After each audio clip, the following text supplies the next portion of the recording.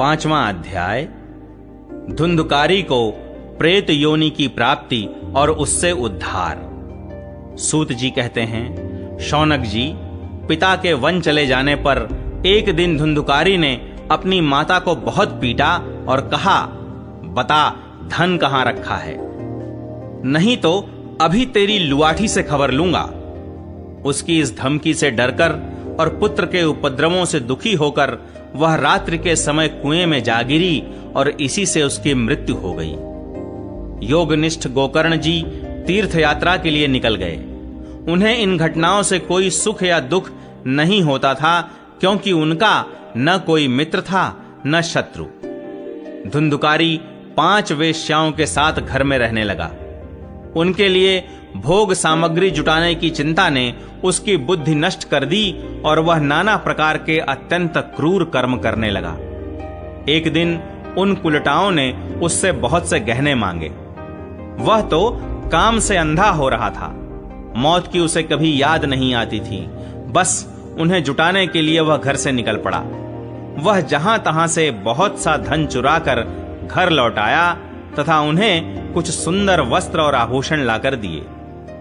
चोरी का बहुत माल देखकर रात्रि के समय स्त्रियों ने विचार किया कि यह नित्य ही चोरी करता है, इसलिए इसे किसी दिन अवश्य राजा पकड़ लेगा। राजा यह सारा धन छीनकर इसे निश्चय ही प्राण दंड। जब एक दिन इसे मरना ही है, तब हम ही धन की रक्षा के लिए गुप्त रूप से इसको क्यों न मार डालें। इसे मारकर हम इसका माल मत्ता लेकर जहां कहीं चली जाएंगी। ऐसा निश्चय कर उन्होंने सोए हुए धुंधुकारी को रस्सियों से कस दिया और उसके गले में फांसी लगाकर उसे मारने का प्रयत्न किया। इससे जब वह जल्दी न मरा तो उन्हें बड़ी चिंता हुई। तब उन्होंने उसके मुख पर बहुत से दहकते अंगारे डाले। इससे वह अग्नि की लपटों से बहुत छटपटा कर मर गया। उन्होंने उसके शरीर को एक गड्ढे में डालकर गाड़ दिया। सच है, स्त्रियां प्रायः बड़ी दुस्साहसी होती हैं। उनके इस कृत्य का किसी को भी पता न चला। लोगों के पूछने पर कह देती थीं कि हमारे प्रियतम पैसे के लोभ से अब की बार कहीं दूर चले गए हैं, इसी वर्ष के अंदर लौट आएंगे। बुद्धिमान पुरुष को दुष्टा स्त्रियों का कभी विश्वास नहीं करना चाहिए। जो मूर्ख इनका विश्वास करता है उसे दुखी होना पड़ता है। इनकी वाणी तो अमृत के समान कामियों के हृदय में रस का संचार करती है, किंतु हृदय छुरे की धार के समान तीक्ष्ण होता है। भला इन स्त्रियों का कौन प्यारा है। वे कुलटाएं धुंधुकारी की सारी संपत्ति समेटकर वहां से चंपत हो गईं। उनके ऐसे न जाने कितने पति थे और धुंधुकारी अपने कुकर्मों के कारण भयंकर प्रेत हुआ। वह बवंडर के रूप में सर्वदा 10 दिशाओं में भटकता रहता था तथा शीत धाम से संतप्त और भूख प्यास से व्याकुल होने के कारण हा दैव चिल्लाता रहता था, परंतु उसे कहीं भी कोई आश्रय न मिला। कुछ काल बीतने पर गोकर्ण ने भी लोगों के मुख से धुंधुकारी की मृत्यु का समाचार सुना। तब उसे अनाथ समझकर उन्होंने उसका गया जी में श्राद्ध किया और भी जहां जहां वे जाते थे उसका श्राद्ध अवश्य करते थे। इस प्रकार घूमते घूमते गोकर्ण जी अपने नगर में आए और रात्रि के समय दूसरों की दृष्टि से बचकर सीधे अपने घर के आंगन में सोने के लिए पहुंचे। वहां अपने भाई को सोया देख आधी रात के समय धुंधुकारी ने अपना बड़ा विकट रूप दिखाया। वह कभी भेड़ा, कभी हाथी, कभी भैंसा, कभी इंद्र और कभी अग्नि का रूप धारण करता। अंत में वह मनुष्य के आकार में प्रकट हुआ। ये विपरीत अवस्थाएं देखकर गोकर्ण ने निश्चय किया कि यह कोई दुर्गति को प्राप्त हुआ जीव है। तब उन्होंने उससे धैर्यपूर्वक पूछा। गोकर्ण ने कहा, तू कौन है? रात्रि के समय ऐसे भयानक रूप क्यों दिखा रहा है? तेरी यह दशा कैसे हुई? हमें बता तो सही। तू प्रेत है, पिशाच है अथवा कोई राक्षस है? सूत जी कहते हैं, गोकर्ण के इस प्रकार पूछने पर वह बार बार जोर जोर से रोने लगा। उसमें बोलने की शक्ति नहीं थी, इसलिए उसने केवल संकेत मात्र किया। तब गोकर्ण ने अंजलि में जल लेकर उसे अभिमंत्रित करके उस पर छिड़का। इससे उसके पापों का कुछ शमन हुआ और वह इस प्रकार कहने लगा। प्रेत बोला, मैं तुम्हारा भाई हूं, मेरा नाम है धुंधुकारी। मैंने अपने ही दोष से अपना ब्राह्मणत्व नष्ट कर दिया। मेरे कुकर्मों की गिनती नहीं की जा सकती। मैं तो महान अज्ञान में चक्कर काट रहा था, इसी से मैंने लोगों की बड़ी हिंसा की। अंत में कुलटा स्त्रियों ने मुझे तड़पा तड़पा कर मार डाला। इसी से अब प्रेत योनि में पड़कर यह दुर्दशा भोग रहा हूं। अब दैववश कर्म फल का उदय होने से मैं केवल वायु भक्षण करके जी रहा हूं। भाई, तुम दया के समुद्र हो, अब किसी प्रकार जल्दी ही मुझे इस योनि से छुड़ाओ। गोकर्ण ने धुंधुकारी की सारी बातें सुनी और तब उससे बोले। गोकर्ण ने कहा, भाई, मुझे इस बात का बड़ा आश्चर्य है। मैंने तुम्हारे लिए विधि पूर्वक गया जी में पिंडदान किया, फिर भी तुम प्रेत योनि से मुक्त कैसे नहीं हुए? यदि गया श्राद्ध से भी तुम्हारी मुक्ति नहीं हुई, तब इसका और कोई उपाय ही नहीं है। अच्छा, तुम सब बात खोल कर कहो, मुझे अब क्या करना चाहिए? प्रेत ने कहा, मेरी मुक्ति सैकड़ों गया श्राद्ध करने से भी नहीं हो सकती। अब तो तुम इसका कोई और उपाय सोचो। प्रेत की यह बात सुनकर गोकर्ण को बड़ा आश्चर्य हुआ। वे कहने लगे, यदि सैकड़ों गया श्राद्धों से भी तुम्हारी मुक्ति नहीं हो सकती, तब तो तुम्हारी मुक्ति असंभव ही है। अच्छा, अभी तो तुम निर्भय होकर अपने स्थान पर रहो। मैं विचार करके तुम्हारी मुक्ति के लिए कोई दूसरा उपाय करूंगा।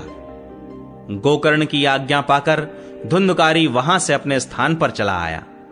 इधर गोकर्ण ने रात भर विचार किया, तब भी उन्हें कोई उपाय नहीं सूझा।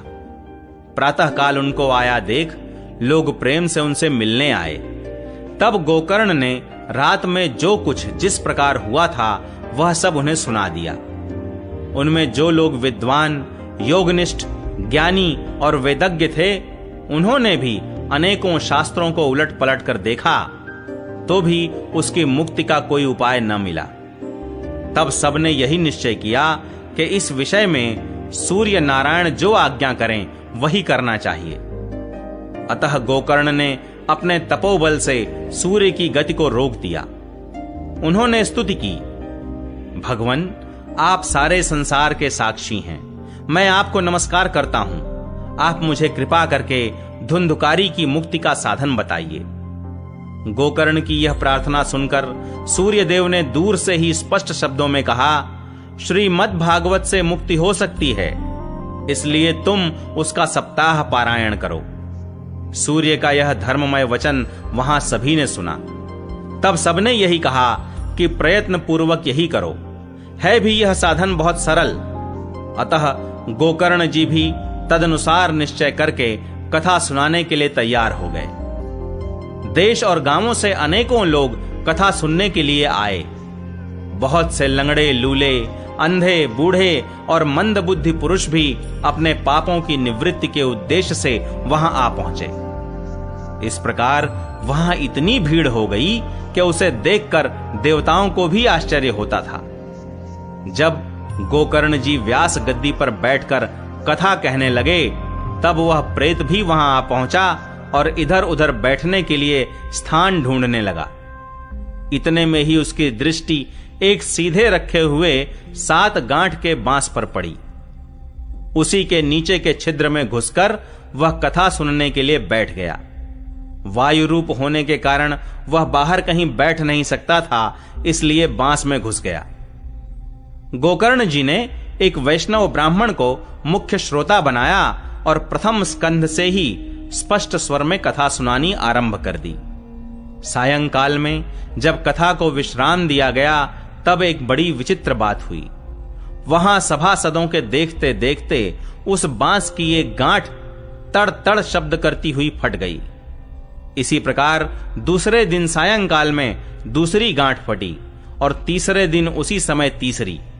इस प्रकार 7 दिनों में 7 गांठों को फोड़कर धुंधुकारी 12 स्कंधों के सुनने से पवित्र होकर प्रेत योनि से मुक्त हो गया और दिव्य रूप धारण करके सबके सामने प्रकट हुआ। उसका मेघ के समान श्याम शरीर पीतांबर और तुलसी की मालाओं से सुशोभित था तथा सिर पर मनोहर मुकुट और कानों में कमनीय कुंडल झिलमिला रहे थे। उसने तुरंत अपने भाई गोकर्ण को प्रणाम करके कहा, भाई, तुमने कृपा करके मुझे प्रेत योनि की यातनाओं से मुक्त कर दिया। यह प्रेत पीड़ा का नाश करने वाली श्रीमद् भागवत की कथा धन्य है तथा श्री कृष्णचंद्र के धाम की प्राप्ति कराने वाला इसका सप्ताह पारायण भी धन्य है। जब सप्ताह श्रवण का योग लगता है तब सब पाप थर्रा उठते हैं कि अब यह भागवत की कथा जल्दी ही हमारा अंत कर देगी। जिस प्रकार आग गीली, सूखी, छोटी, बड़ी सब तरह की लकड़ियों को जला डालती है, उसी प्रकार यह सप्ताह श्रवण मन, वचन और कर्म द्वारा किए हुए नए, पुराने, छोटे, बड़े सभी प्रकार के पापों को भस्म कर देता है। विद्वानों ने देवताओं की सभा में कहा है कि जो लोग इस भारतवर्ष में श्रीमद् भागवत की कथा नहीं सुनते, उनका जन्म वृथा ही है। भला मोह पूर्वक लालन पालन करके यदि इस अनित्य शरीर को हृष्ट पुष्ट और बलवान भी बना लिया, तो भी श्रीमद् भागवत की कथा सुने बिना इससे क्या लाभ हुआ। अस्थियां ही इस शरीर के आधार स्तंभ हैं। नस नाड़ी रूप रस्सियों से यह बंधा हुआ है। ऊपर से इस पर मांस और रक्त थोप कर इसे चर्म से मढ़ दिया गया है। इसके प्रत्येक अंग में दुर्गंध आती है, क्योंकि है तो यह मल मूत्र का भांड ही। वृद्धावस्था और शोक के कारण यह परिणाम में दुखमय ही है। रोगों का तो घर ही ठहरा। यह निरंतर किसी न किसी कामना से पीड़ित रहता है, कभी इसकी तृप्ति नहीं होती। इसे धारण किए रहना भी एक भार ही है। इसके रोम रोम में दोष भरे हुए हैं और नष्ट होने में इसे एक क्षण भी नहीं लगता। अंत में यदि इसे गाड़ दिया जाता है तो इसके कीड़े बन जाते हैं।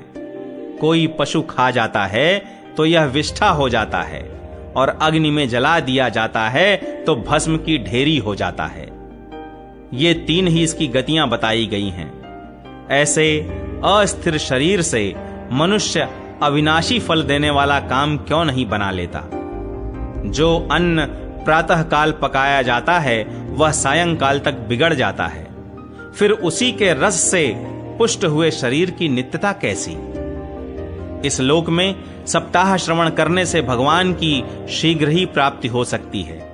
अतः सब प्रकार के दोषों की निवृत्ति के लिए एकमात्र यही साधन है। जो लोग भागवत की कथा से वंचित हैं, वे तो जल में बुदबुदे और जीवों में मच्छरों के समान केवल मरने के लिए ही पैदा होते हैं। भला जिसके प्रभाव से जड़ और सूखे हुए बांस की गांठें फट सकती हैं, उस भागवत कथा का श्रवण करने से चित्त की गांठों का खुल जाना कौन बड़ी बात है। सप्ताह श्रवण करने से मनुष्य के हृदय की गांठ खुल जाती है, उसके समस्त संशय छिन्न भिन्न हो जाते हैं और सारे कर्म क्षीण हो जाते हैं। यह भागवत कथा रूप तीर्थ संसार के कीचड़ को धोने में बड़ा ही पटु है। विद्वानों का कथन है कि जब यह हृदय में स्थित हो जाता है, तब मनुष्य की मुक्ति निश्चित ही समझनी चाहिए। जिस समय धुंधुकारी ये सब बातें कह रहा था, जिसके लिए वैकुंठवासी पार्षदों के सहित एक विमान उतरा, उससे सब ओर मंडलाकार प्रकाश फैल रहा था। सब लोगों के सामने ही धुंधुकारी उस विमान पर चढ़ गया। तब उस विमान पर आए हुए पार्षदों को देखकर उनसे गोकर्ण ने यह बात कही। गोकर्ण ने पूछा, भगवान के प्रिय पार्षदों, यहां तो हमारे अनेकों शुद्ध हृदय श्रोतागण हैं। उन सब के लिए आप लोग एक साथ बहुत से विमान क्यों नहीं लाए?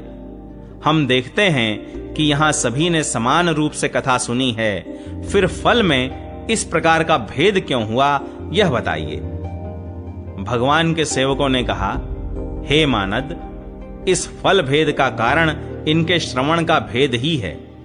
यह ठीक है कि श्रवण तो सबने समान रूप से ही किया है, किंतु इसके जैसा मनन नहीं किया। इसी से एक साथ भजन करने पर भी उसके फल में भेद रहा। इस प्रेत ने 7 दिनों तक निराहार रहकर श्रवण किया था तथा सुने हुए विषय का स्थिर चित्त से यह खूब मनन निधिध्यासन भी करता रहता था। जो ज्ञान दृढ़ नहीं होता वह व्यर्थ हो जाता है। इसी प्रकार ध्यान न देने से श्रवण का, संदेह से मंत्र का और चित्त के इधर उधर भटकते रहने से जप का भी कोई फल नहीं होता। वैष्णवहीन देश, अपात्र को कराया हुआ श्राद्ध का भोजन, अश्रोत्रिय को दिया हुआ दान एवं आचारहीन कुल, इन सब का नाश हो जाता है। गुरु वचनों में विश्वास, दीनता का भाव, मन के दोषों पर विजय और कथा में चित्त की एकाग्रता इत्यादि नियमों का यदि पालन किया जाए तो श्रवण का यथार्थ फल मिलता है। यदि ये श्रोता फिर से श्रीमद् भागवत की कथा सुने तो निश्चय ही सबको वैकुंठ की प्राप्ति होगी। और गोकर्ण जी, आपको तो भगवान स्वयं आकर गोलोक धाम में ले जाएंगे। यूं कहकर वे सब पार्षद हरि कीर्तन करते वैकुंठ लोक को चले गए। श्रावण मास में गोकर्ण जी ने फिर उसी प्रकार सप्ताह क्रम से कथा कही और उन श्रोताओं ने उसे फिर सुना। नारद जी, इस कथा की समाप्ति पर जो कुछ हुआ वह सुनिए। वहां भक्तों से भरे हुए विमानों के साथ भगवान प्रकट हुए। सब ओर से खूब जय जयकार और नमस्कार की ध्वनियां होने लगी। भगवान स्वयं हर्षित होकर अपने 5 जन्य शंख की ध्वनि करने लगे और उन्होंने गोकर्ण को हृदय से लगाकर अपने ही समान बना लिया। उन्होंने क्षण भर में ही अन्य सब श्रोताओं को भी मेघ के समान श्याम वर्ण, रेशमी पीतांबरधारी तथा किरीट और कुंडलादि से विभूषित कर दिया। उस गांव में कुत्ते और चांडाल पर्यंत जितने भी जीव थे वे सभी गोकर्ण जी की कृपा से विमानों पर चढ़ा लिए गए तथा जहां योगी जन जाते हैं उस भगवत धाम में वे भेज दिए गए। इस प्रकार भक्त वत्सल भगवान श्री कृष्ण कथा श्रवण से प्रसन्न होकर गोकर्ण जी को साथ ले अपने ग्वाल बालों के प्रिय गोलोक धाम में चले गए। पूर्व काल में जैसे अयोध्यावासी भगवान श्री राम के साथ साकेत धाम सिधारे थे, उसी प्रकार भगवान श्री कृष्ण उन सब को योगी दुर्लभ गोलोक धाम को ले गए। जिस लोक में सूर्य, चंद्रमा और सिद्धों की भी कभी गति नहीं हो सकती, उसमें वे श्रीमद् भागवत श्रवण करने से चले गए। नारद जी, सप्ताह यज्ञ के द्वारा कथा श्रवण करने से जैसा उज्जवल फल संचित होता है, उसके विषय में हम आपसे क्या कहें। अजी, जिन्होंने अपने कर्णपुट से गोकर्ण जी की कथा के एक अक्षर का भी पान किया था, वे फिर माता के गर्भ में नहीं आए। जिस गति को लोग वायु, जल या पत्ते खाकर शरीर सुखाने से, बहुत काल तक घोर तपस्या करने से और योगाभ्यास से भी नहीं पा सकते, उसे वे सप्ताह श्रवण से सहज में ही प्राप्त कर लेते हैं। इस परम पवित्र इतिहास का पाठ चित्रकूट पर विराजमान मुनीश्वर शांडिल्य भी ब्रह्मानंद में मग्न होकर करते रहते हैं। यह कथा बड़ी ही पवित्र है। एक बार के श्रवण से ही समस्त पाप राशि को भस्म कर देती है। यदि इसका श्राद्ध के समय पाठ किया जाए तो इससे पितृगण को बड़ी तृप्ति होती है और नित्य पाठ करने से मोक्ष की प्राप्ति होती है।